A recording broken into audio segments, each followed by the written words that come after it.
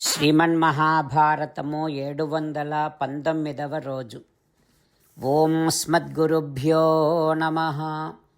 నారాయణం నమస్కృత్య నరం చైవ నరోత్తమం దేవీం సరస్వతీం వ్యాసం తతో జయం ఉదీరయేత్. శ్రీమన్మహాభారతము 3వ పర్వము, వనపర్వము లేదా అరణ్య పర్వము. అందులో 7వ అధ్యాయము. సూత మహానుభావుడు శౌనకాది మహర్షులందరికీ ప్రవచనం చేస్తూ ఈ రకంగా చెబుతూ ఉన్నాడు. ఓ మహర్షులారా, వైశంపాయన మహర్షి జనమేజయ మహారాజుకు శ్రీమన్మహాభారతాన్ని ఉపదేశం చేస్తూ ఇలా చెబుతూ ఉన్నాడు. ఓ రాజా, విదురుడు తిరిగి రావటాన్ని దుర్యోధనుడు సహించలేకపోయాడు. విదురుడు తిరిగి రావటం, ధృతరాష్ట్రుడు విదురుడిని ఊరడించడం, ఇవన్నీ విన్న తర్వాత దుర్యోధనుడు పరితపించిపోయాడు. వెంటనే శకుని, దుశ్శాసన, కర్ణులను రప్పించి వారితో ఈ రకంగా అంటూ ఉన్నాడు. బుద్ధిమంతుడైనటువంటి విదురుడు తిరిగి వచ్చాడు. అతడు విదురః పాండుపుత్రాణం సుహృత్ విద్వాన్ హితే రతః. విదురుడు విద్వాంసుడు, పాండవులకు స్నేహితుడు, పాండవుల క్షేమాన్ని కోరుకునేవాడు. ఈ విదురుడు మా తండ్రి బుద్ధిని పాండవుల వైపు మరలిస్తాడు. అప్పుడు మళ్ళీ మా తండ్రి పాండవులను తిరిగి రప్పిస్తాడు. ఇదంతా జరగకముందే, పాండవులు మళ్ళీ వెనక్కి రాకముందే ఏదైనా ఒక మంచి పనిని నాకు మీరు ఆలోచించి చెప్పండి. ఏం చేస్తే పాండవులు మళ్ళీ వెనక్కి రారో అట్లాంటి పనిని మీరు ఆలోచించి చెప్పండి. ఒకవేళ పాండవులే కనుక ఇక్కడికి వస్తే ఇక నేను నీరు కూడా త్రాగకుండా చచ్చిపోతా. నా శరీరాన్ని శుష్కింప చేసుకుంటా, లేదా విషాన్ని తీసుకుంటా, లేదా ఊరేసుకుంటా, లేదా ఆయుధాలతో ప్రాణం తీసుకుంటా, లేదా అగ్నిలో ప్రవేశిస్తా. అంతేకాని మళ్ళీ పాండవులు వెనక్కి వచ్చి ఇక్కడ సంపదలను అనుభవించటం మాత్రం నేను చూడలేను అని దుర్యోధనుడు అనగానే శకుని ఈ రకంగా అంటూ ఉన్నాడు. ఓ రాజా, కిం బాలిసమతిం రాజన్ ఆస్థితోసి విశాంపతే. ఎందుకట్లా చిన్నపిల్లాడిలాగా మాట్లాడుతున్నావు? ఎవరనుకున్నావు? పాండవులు వారు ధర్మాత్ములు, అంటే సత్యవాక్య స్థితా సర్వే పాండవా భరతర్షభ. సత్యవచనాన్ని పాలించేటటువంటి వారు. వారు ఇక్కడే ప్రతిజ్ఞ చేసి వెళ్ళారు. అందుకని వెనక్కి రావటం అనేటటువంటిది జరగదు. నాయనా, నీ తండ్రి మాటను వారెప్పుడూ స్వీకరించరు. మీ తండ్రి రమ్మన్నా కూడా రారు. లేదా ఒకవేళ వారు నీ తండ్రి మాటలు కాదనలేక ప్రతిజ్ఞను విడిచి తిరిగి హస్తినాపురానికి వస్తే మనమేం చేయాలంటే వెంటనే స్పందించకుండా మధ్యస్థులుగా ఉండిపోయి రహస్యముగా పాండవుల యొక్క లొసుగులను కనిపెడదాం అని శకుననగానే దుశ్శాసనుడు ఈ రకంగా అంటూ ఉన్నాడు. ఓ మహాప్రాజ్ఞ శకుని, ఇది మీరన్నట్టుగానే చేద్దాం. ఎల్లప్పుడూ మాకు సలహాలను చెప్పేటటువంటి నీ ఆలోచన నాకు నచ్చింది అని అనగానే కర్ణుడు ఈ రకంగా అంటూ ఉన్నాడు. ఓ రాజా దుర్యోధన, మేమంతా నీకు ఇష్టమైనటువంటి కోరికను తీర్చటము కోసమే నిరీక్షిస్తున్నాం. ఐకమత్యం హినో రాజన్ సర్వేషామేవ లక్ష్యే. ఈ విషయంలో మనమంతా ఐకమత్యంగా ఉండాలి. ధీరులైనటువంటి పాండవులు ప్రతిజ్ఞాకాలాన్ని పూర్తి చేయకుండా తిరిగి రారు.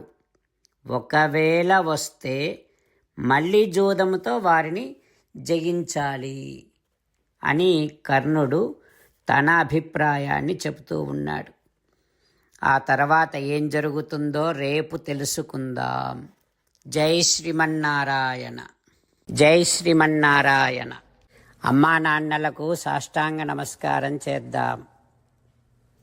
మన ఆచార్యవర్యుల శ్రీచరణారవిందములకు సాష్టాంగ నమస్కారం చేద్దాం. శ్రీ వేదవ్యాస మహర్షుల వారి దివ్య పాదారవిందములకు సాష్టాంగ నమస్కారం చేద్దాం. శ్రీ విఘ్నేశ్వర స్వామి వారి శ్రీచరణారవిందములకు సాష్టాంగ నమస్కారం చేద్దాం. శ్రీమన్మహాభారత గ్రంథరాజమునకు శిరస్సు వంచి నమస్కరిద్దాం. శ్రీకృష్ణ భగవానుని శ్రీచరణారవిందములకు సాష్టాంగ నమస్కారం చేద్దాం.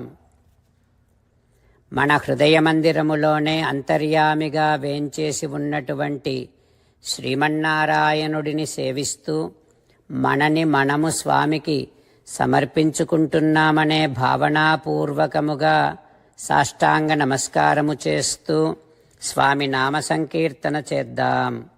శ్రీమన్నారాయణ నారాయణ నారాయణ శ్రీమన్నారాయణ నారాయణ నారాయణ. శ్రీమన్నారాయణుడే శ్రీకృష్ణ భగవానుడిగా వచ్చి మనందరికీ భగవద్గీతను ఇచ్చి మనందరినీ ఒక 8 పనులు చేయమని చెబుతూ ఉన్నాడు. అందుకని భగవన్ తప్పకుండా చేస్తామంటూ మనం ప్రతిరోజు ఈ రకంగా మాట ఇద్దాం. హో శ్రీమన్నారాయణ కరిష్యే వచనం తవ సర్వం శ్రీకృష్ణార్పణమస్తు. జై శ్రీమన్నారాయణ. జై శ్రీమన్నారాయణ. భక్తులకు ప్రత్యేకమైనటువంటి విజ్ఞాపన. మీకు అన్ని విషయాలలో వెంటనే మంచి ఫలితాలు రావాలి అనంటే ప్రతిరోజు 1 నిమిషం వెచ్చించి నారాయణాస్త్రాన్ని చదవండి. ఇక మీకు తిరిగే ఉండదు. నారాయణాస్త్రాన్ని పొందడానికి మీరేం చేయాలంటే నారాయణాస్త్రం అనే వెబ్సైట్కి వెళ్ళి మీ పేరు మీ ఈమెయిల్ ఇస్తే మీ ఈమెయిల్కి నారాయణాస్త్రం PDF వస్తుంది. అందులో ఒక రామాయణ శ్లోకం, ఒక గీతా శ్లోకం, ఒక విష్ణునామం ఉంటాయి. ఆ 3 కలిపి నారాయణాస్త్రం అంటాం. ప్రతి ఒక్కరికి వేరువేరు శ్లోకాలను ఇస్తున్నాం. ఆ రకంగా ఎవరి శ్లోకాన్ని వారు ప్రతిరోజు తప్పనిసరిగా చదవటం వలన ప్రతిరోజు ప్రతి 24,000 భక్తులతో ఒకసారి సంపూర్ణ రామాయణ పారాయణ, 33 సార్లు శ్రీమద్ భగవద్గీత పారాయణ, 24 సార్లు శ్రీ విష్ణు సహస్రనామ స్తోత్ర పారాయణ జరుగుతుంది. ప్రతి ఒక్కరికి అంతటి విశేష ఫలితము ప్రతిరోజు లభిస్తుంది. అందుకని మీరు మీ కుటుంబ సభ్యులు అందరూ ఒక్కొక్కరు ఒక్కొక్క నారాయణాస్త్రాన్ని వెంటనే పొందండి.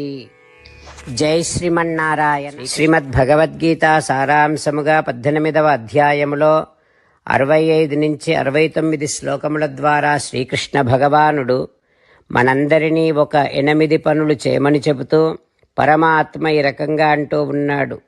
ఎవరెవరైతే నేను చెప్పిన ఈ 8 పనులు చేస్తారో వారందరూ నాకు చాలా ఇష్టమైన వారవుతారు.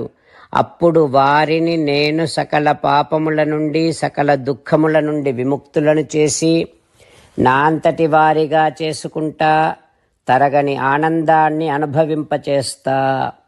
నిజమే చెబుతున్నా, ప్రమాణము చేసి చెబుతున్నా అంటూ సాక్షాత్తుగా దేవదేవుడైన శ్రీమన్నారాయణుడైన శ్రీకృష్ణ భగవానుడే మనను ఈ 8 పనులు చేయమని చెబుతూ ఉన్నాడు కనుక హో శ్రీమన్నారాయణ కరిష్యే వచనం తవ, తప్పకుండా చేస్తా, నువ్వు చెప్పినట్టే చేస్తా అంటూ మనం ప్రతిరోజు దేవదేవుడైన శ్రీమన్నారాయణుడికి ఈ రకంగా మాట ఇద్దాం.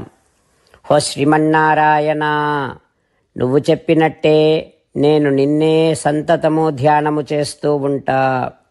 హో శ్రీమన్నారాయణ, నువ్వు చెప్పినట్టే నేను నీ భక్తుడిగానే ఉంటా.